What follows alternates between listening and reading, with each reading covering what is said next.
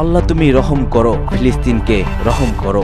এই মুহূর্তে আমাদের হাতে এসে পৌঁছেছে কিছু অঘোষিত ভয়ঙ্কর আন্তর্জাতিক ইসরায়েল এবং ফিলিস্তিনি যুদ্ধের সংবাদ। জানিয়ে দিচ্ছি সংবাদ শিরোনাম। মাথার উপর যুদ্ধ বিমান, আকাশে বিকট বিস্ফোরণ, কেঁপে উঠছে গাজা। জানিয়ে দিচ্ছি অস্থির হয়ে পড়েছে তুরস্ক, এরদোগানের ভবিষ্যৎ কি। আরো থাকছে আল আকসায় চোখের জলে আল্লাহর সাহায্য চাইছেন ফিলিস্তিনিরা। জানিয়ে দেব গাজায় মজুদ আছে মাত্র 13 দিনের খাদ্য, প্রবেশ করছে না কোনো ত্রাণ। এবং সর্বশেষ থাকছে মায়ানমারের মৃত্যু 10,000 ছাড়াতে পারে বলছে ইউএসজিএস। এতক্ষণ শুনছিলেন সংবাদ শিরোনাম, এবার বিস্তারিত। তবে তার আগে আপনি যদি ফিলিস্তিনকে ভালোবেসে থাকেন অবশ্যই ভিডিওটিতে একটি লাইক করবেন। পরবর্তী আপডেট পেতে চ্যানেলটিকে সাবস্ক্রাইব করার অনুরোধ রইল। মাথার উপরে যুদ্ধ বিমান, আকাশে বিকট বিস্ফোরণ। রাত তখন 2টা বাজে। চেষ্টা করছিলাম চোখের পাতাগুলো এক করতে, কেমন যেন অস্থির লাগছিল, মনে হচ্ছিল ভয়ঙ্কর কিছু ঘটতে যাচ্ছে। হঠাৎ ওই 4টি বিস্ফোরণ, আমার বাড়ি কেঁপে উঠল, লাল হয়ে গেল আকাশ, ধোঁয়ায় কেঁপে উঠল চারিপাশ।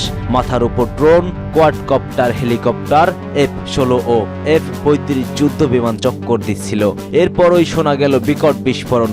মধ্যরাতে গাজায় সেই ইসরায়েলি বর্বরতার বর্ণনা দিয়েছেন দেইরি আল বালাহা সাংবাদিক আবু বকর। অস্থায়ী যুদ্ধবিরতির প্রথম ধাপ পেরোতেই মার্কিন প্রেসিডেন্ট ডোনাল্ড ট্রাম্পের ইশারায়, কিংবা নাও হতে পারে এমন কিছু, 18 মার্চ ঘুমন্ত গাজাবাসীর উপরে ঝাঁপিয়ে পড়েছিল ইসরায়েল। শুরু হয় নির্মম হত্যাযজ্ঞ। একদিনেই প্রাণ হারায় 434 জন অসহায় মানুষ। এপি ইন্টারনেট খবর। সেই রাতের ভয়াবহ স্মৃতি স্মরণ করে আবু বকর বলেন, দূর থেকে ভেসে আসছিল মায়েদের কান্না এবং বাচ্চাদের চিৎকার। আমাকে সেই আওয়াজগুলো বেশ যন্ত্রণা দিচ্ছিল। আমি আমার হাঁটু আসর দিয়ে বসেছিলাম। আমার মা নিঃশ্বাস নিতে পারছিলেন না। ভেবেছিলাম এটাই হয়তো আমাদের শেষ রাত, শেষ দিন। দিন শেষে মধ্য গাজার আল নুসাইরাত ক্যাম্পের আল আউদা হাসপাতালে জ্যেষ্ঠ জরুরি চিকিৎসক ডক্টর আব্দুল কাদের ওয়েশা হাসপাতালের পরিস্থিতি বর্ণনা করেছেন। তিনি বলেন, আশেপাশের হামলার পর আমার পরিস্থিতি সামাল দেওয়ার চেষ্টা করেছি। আমরা আরো বেশি হতাহতদের জন্য পর্যাপ্ত সহ্য নেই। আহতদের চিকিৎসা করার ক্ষমতা আমাদের নেই। X-ray device, magnetic resonance, emergency এবং হাসপাতালে স্যালাইনের মতো সাধারণ জিনিস পাওয়া যায় না। আমরা আতঙ্কিত হয়ে পড়েছি।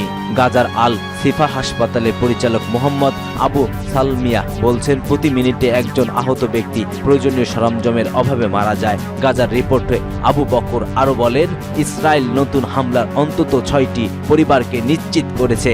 একটি আমার শহর, অন্যরা খান ইউনিস, রাফা এবং গাজা সিটির। কিছু পরিবার 5 বা 10 সদস্য হারিয়েছে, অন্যরা প্রায় 20 জন হারিয়েছে। এমন নানা দিকে নানা কান্না আর আহাজারির মধ্যে নিজেদেরকে খুব অসহায় লাগছিল। হে মুসলিম জাতি, তোমরা কি দেখছো না এ কি ভয়াবহ নির্মমতা এই ইসরায়েলি বর্বর জাতির? তোমরা কি আল্লাহর কাছে ফরিয়াদ করতে পারো না এদের ধ্বংসের জন্য কিংবা হেদায়েতের জন্য? অস্থির হয়ে পড়েছে তুরস্ক, এরদোয়ানের ভবিষ্যৎ কি? তুরস্কে আবারও রাজনৈতিক অস্থিরতা তৈরি হয়েছে। ইস্তাম্বুলের মেয়র এক্রেম ইমামোগ্লুকে গ্রেপ্তারের পর দেশজুড়ে ব্যাপক বিক্ষোভ শুরু হয়। প্রতিবাদকরা প্রেসিডেন্ট রিসেপ তাইপ এরদোয়ানের বিরুদ্ধে স্বৈরশাসনের অভিযান তুলেছেন।